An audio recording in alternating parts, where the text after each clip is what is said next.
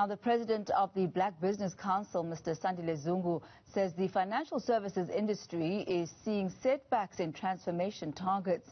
He was speaking after the abrupt departure of Absa's first black CEO, Mr. Mminele. Sandile Zungu now joins me on the line for more on this. Mr. Zungu, good to have you with us on Daytime Update once again. Now, you've been quite vocal about this. You wrote an article as well in the business papers this past weekend, focusing on the issue of transformation. And one of the issues that you focused on here, and perhaps the precursor to the entire article, is us being clear about what we mean by transformation. What is the definition of transformation beyond the buzzword that it has become? Well, thank you for having me, Tammy. Transformation, in my humble opinion, is about endeavoring to ensure that the demographics at the level of leadership are representative of the demographics in the country. That's a very high level, superficial level. It is to ensure that even the ownership of the economy significantly represents the demographics in the country. It is to ensure that the culture and the values that are espoused in the corporate sector in the country are not hostile to the interests of the majority of the people in the country. I mean, unfortunately, in all of the three tenets that I've outlined, this is just broadly speaking, given the limitation of time. Unfortunately, on the three tenets, the country generally is doing badly. The financial services industry is doing just as bad. On the ownership aspects, on the management aspects, and on the culture and the ethos of the corporates that constitute that very important sector. You ask a lot of questions in the article, and these questions are posed at various stakeholders in the country. But you also preface and you say that our country and economic transformation and the project in itself was initiated as a direct consequence of what you quote as the negotiated political settlement. Could that not be perhaps where the starting point is, that in order for us to have any sort of transformation in any of our structures, that we've got to look at the political agreements and the political settlements that were made, because those will be a precursor to whatever other future agreements and transformations actually do take place in various sectors? That is precisely the reason why a lot of people are hot under the collar when it comes to the transformation of the economy, because they see the transformation lagging far behind. Yet the transformation of the economy was an important part of the settlement itself. But yes, was it really?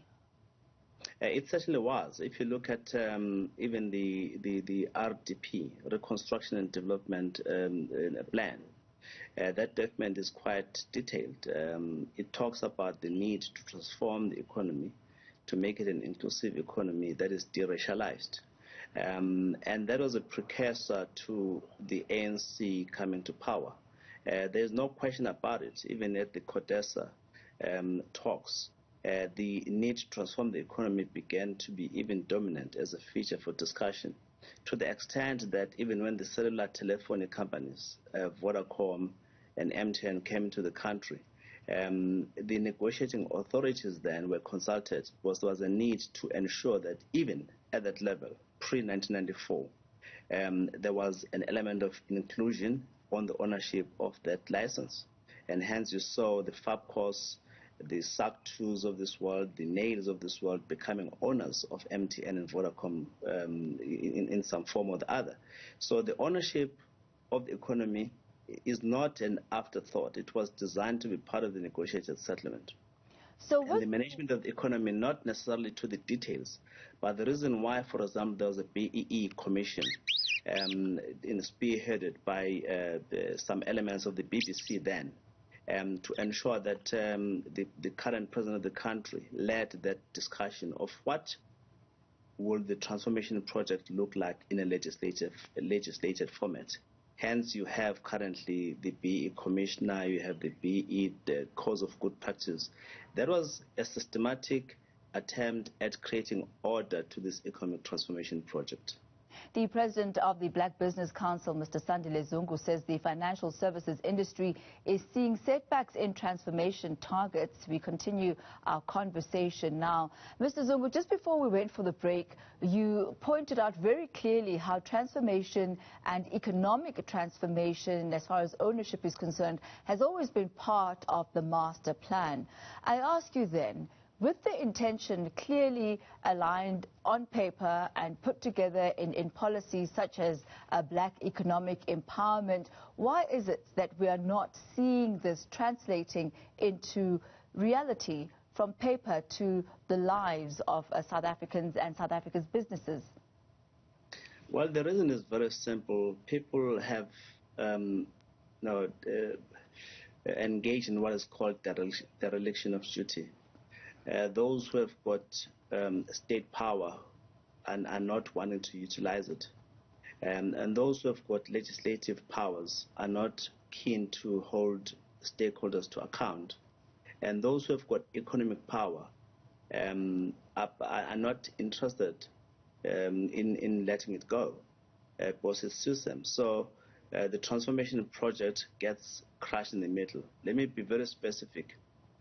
In the recent past, the ANC, when Gwede Mantashe was General Secretary of the ANC and Zweli Mkhize was Treasurer General of the ANC, we had many meetings as a Black Business Council with such people who wanted to understand what is really going on in the financial services sector.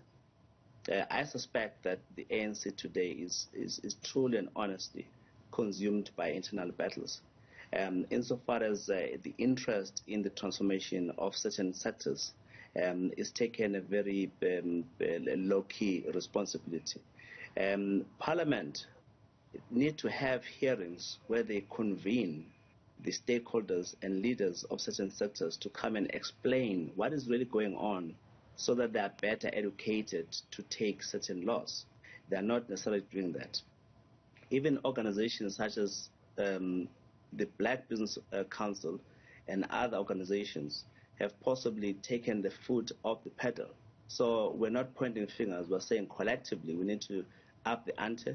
It's in the interest of the country, not just exclusive sectors or sectarian interests. It's in the interest of the country that, for example, the financial services sector transform and the transformation is hastened. And so are other sectors as well. You talk about several high-placed individuals within the banking sector who have had positions of power, being CEO, etc., and then resigning shortly thereafter after not really having achieved any sort of transformation agenda within that the particular companies that they were in. In the case now of Mr. Daniel Mminele, he is very well established, has a really great track record, was at Absa for just over a year. But the reasons behind his resignation point to not an issue of lack of performance, but rather almost like a clash in cultures with the board. The board saying that they are not agreeing with his strategy of how he believes the bank should be moved forward. Now, when we talk about issues of culture and values, you mentioned that as one of the main areas where transformation needs to be manifest. How then does the transformation of culture and value happen when there is a black incumbent coming into a traditionally white-owned board and white-owned structure?